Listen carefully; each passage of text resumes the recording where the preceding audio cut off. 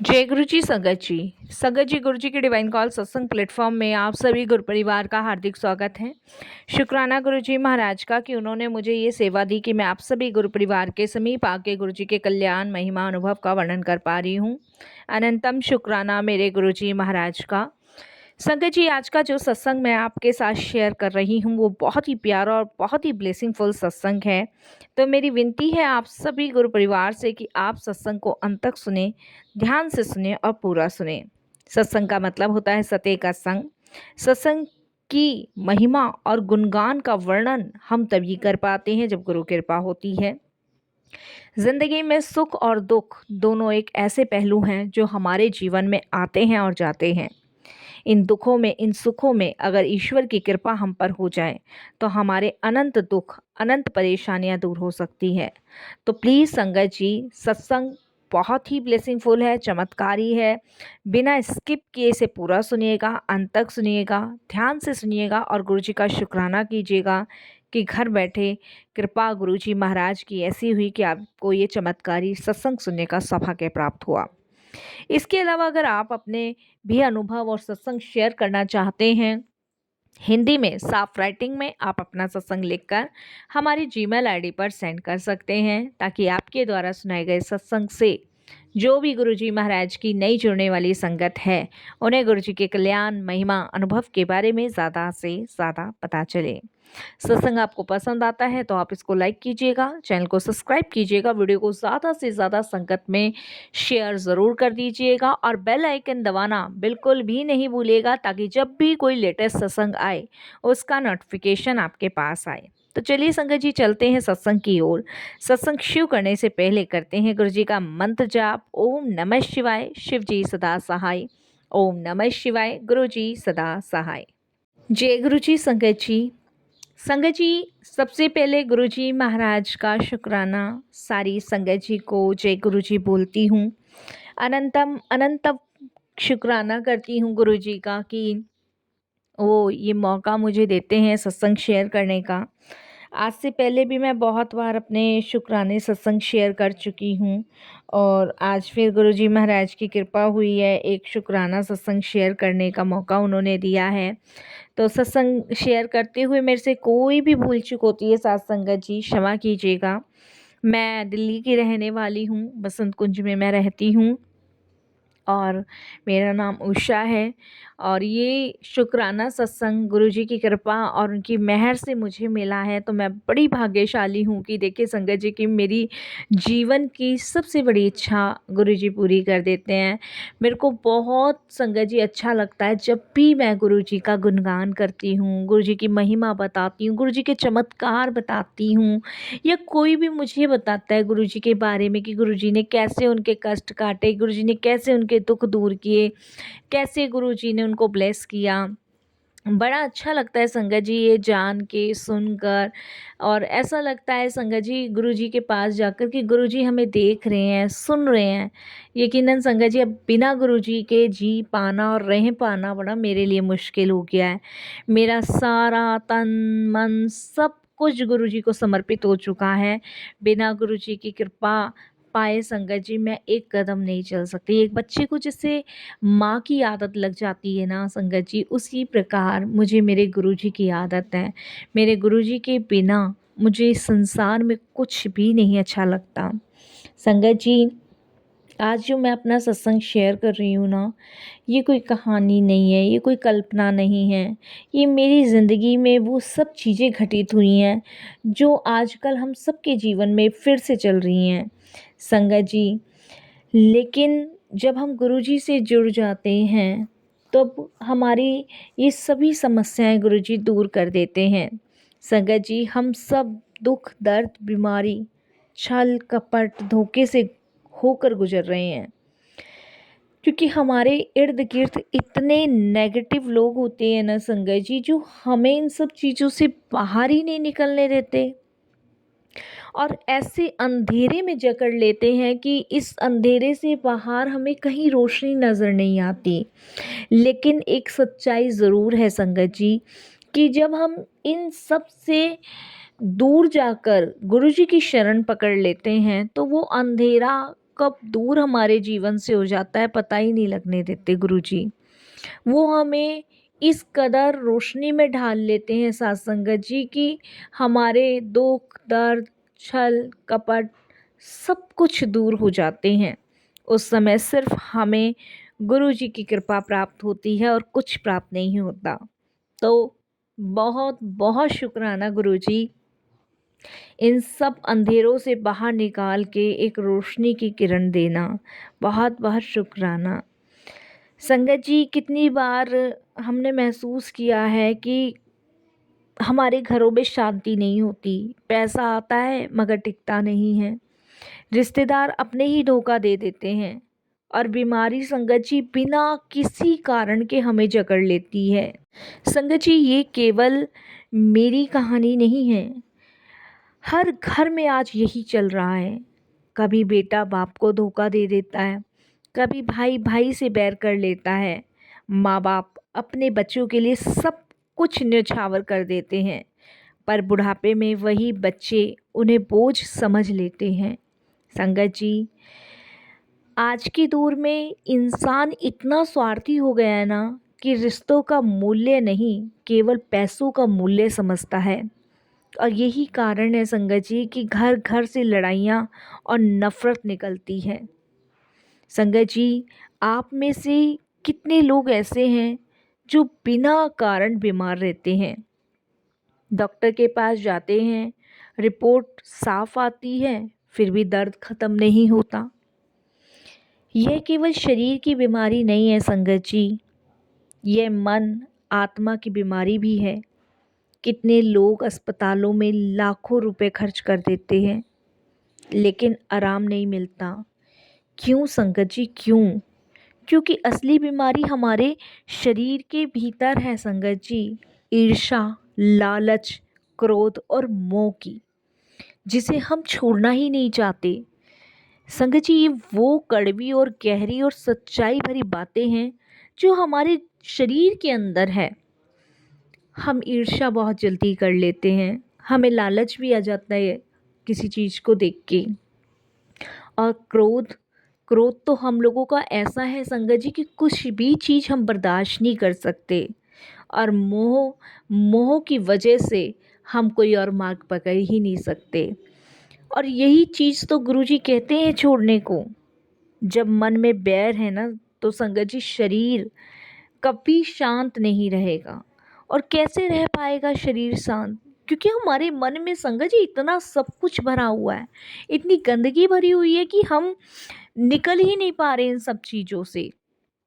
संगत जी, कभी सोचा है, हम गुरुजी के पास जब भी जाते हैं तो हम मांगना शुरू कर देते हैं, और ये हम मेरी नहीं, हम सब की बात है संगत जी।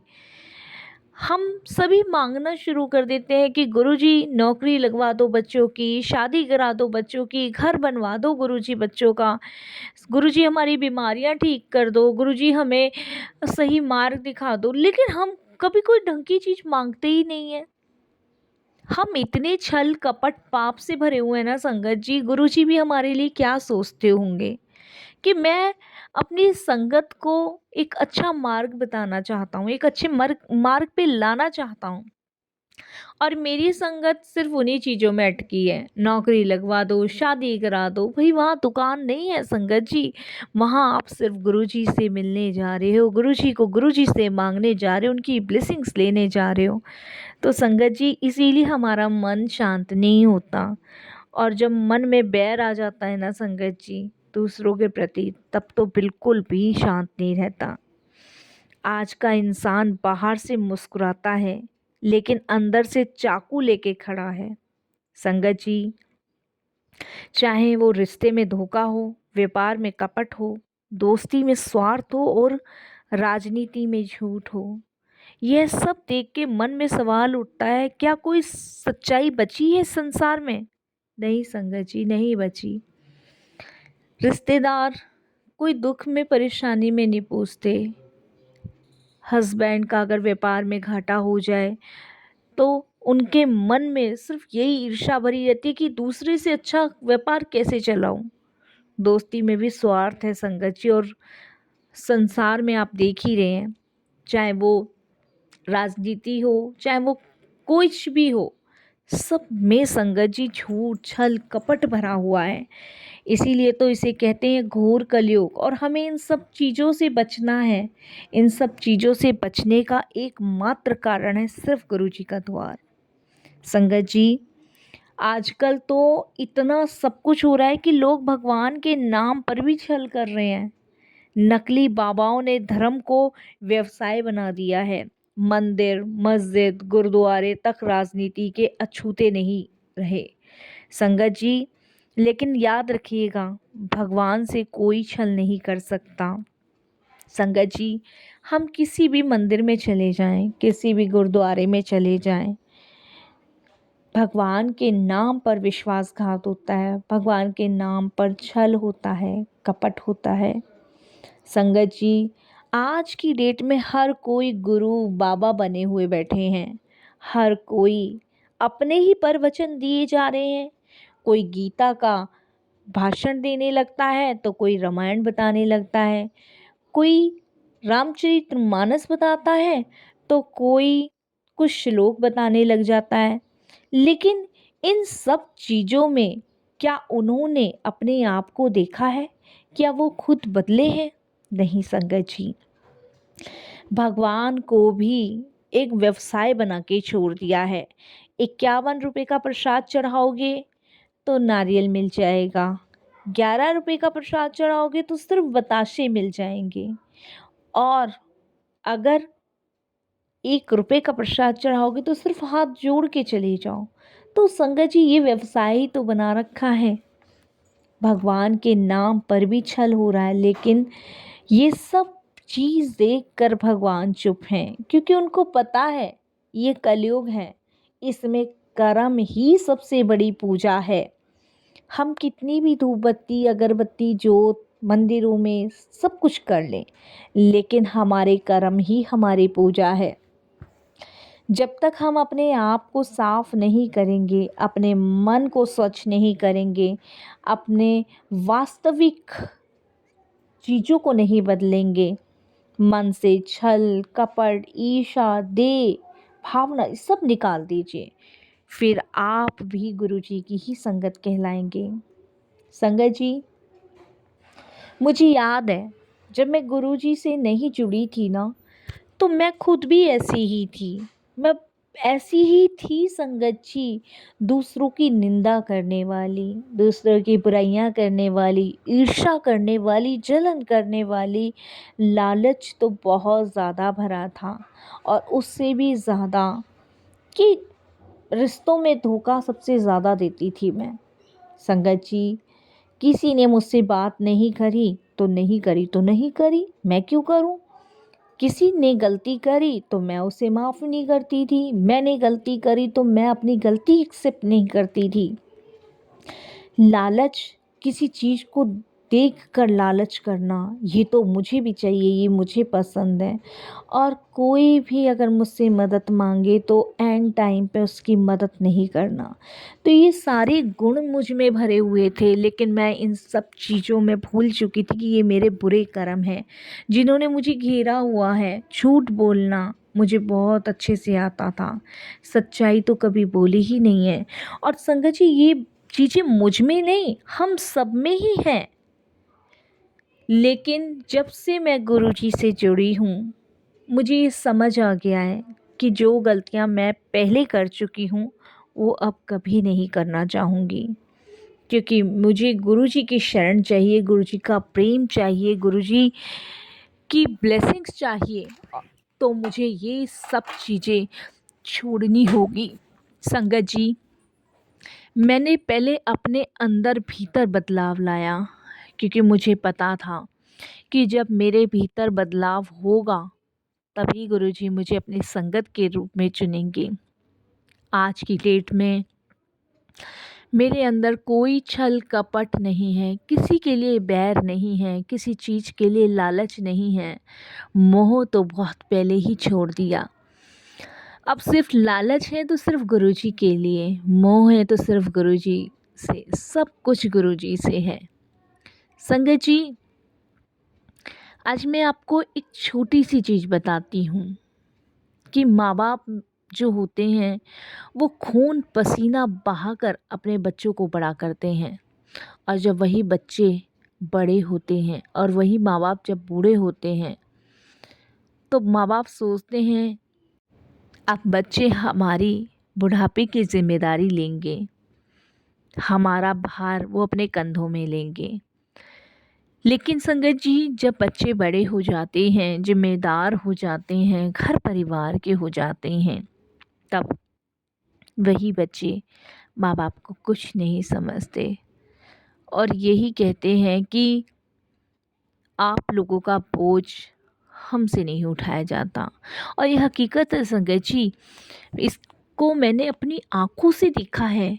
संगत जी, हमारे पड़ोस में एक भैया भाभी रहते थे और जब मेरी शादी होकर मैं आई थी तब उन भैया की शादी नहीं हुई थी। मेरे आने के बाद उनकी शादी हुई थी। उससे पहले उनकी मदर, उनके फादर उनको इस तरीके से पालते पोसते थे जैसे मतलब एक फूल को सहेज के रखते हैं। संगत जी, आंटी सुबह उठ के उनका लंच बनाती थी, भैया ऑफिस जाते थे, अंकल शाम के समय उनके लिए नारियल, मतलब बिल्कुल जैसे माँ बाप का प्रेम निस्वार्थ होता है ना बच्चों के लिए, ऐसा प्रेम।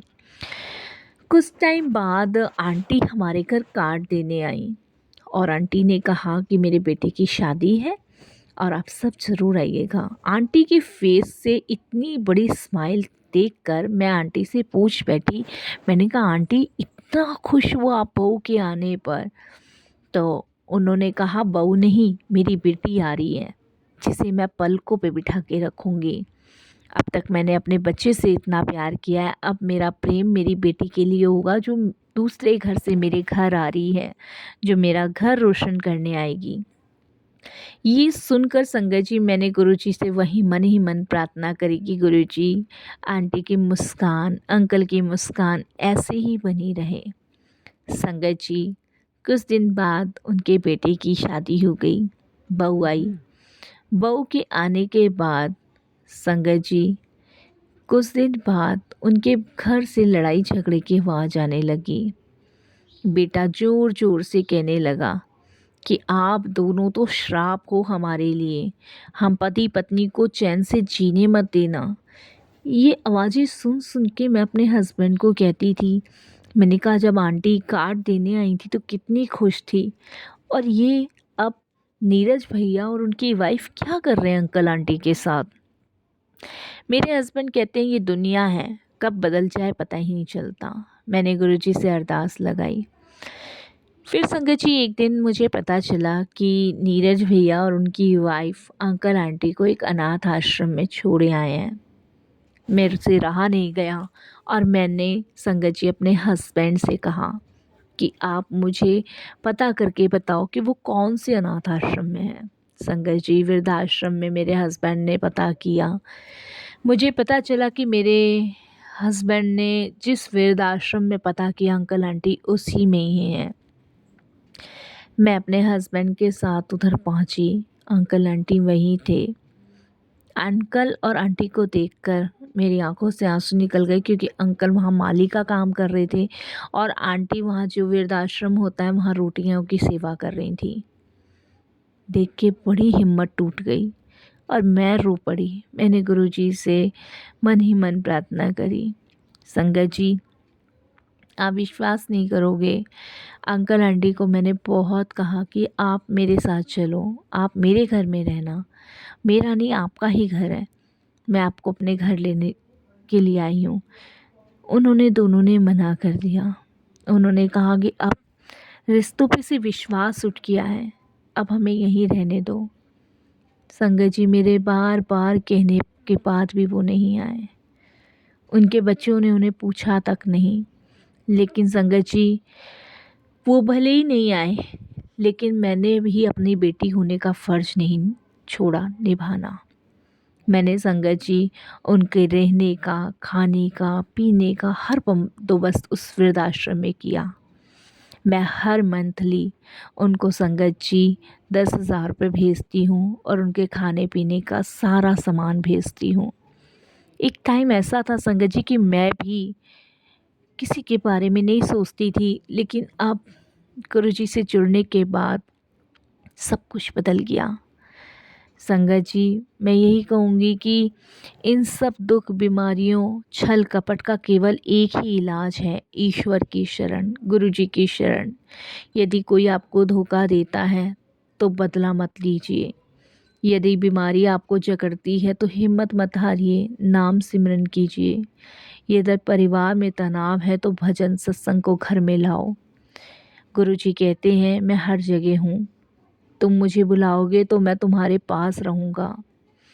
एक माला रोज़ जप लो, चाहे वो राम की हो, चाहे वो शिव जी की हो, चाहे वो अल्लाह की हो, चाहे वो वाहिगुरु की हो, चाहे वो गुरु जी की हो। नाम बदल सकता है लेकिन सत्य एक ही है, ईश्वर एक ही है। साथ संगत जी, संगत जी, आज हमने जीवन की हकीकत देखी है। दुख, दर्द, बीमारी, छल कपट, धोखा सब हमारे जीवन का हिस्सा है।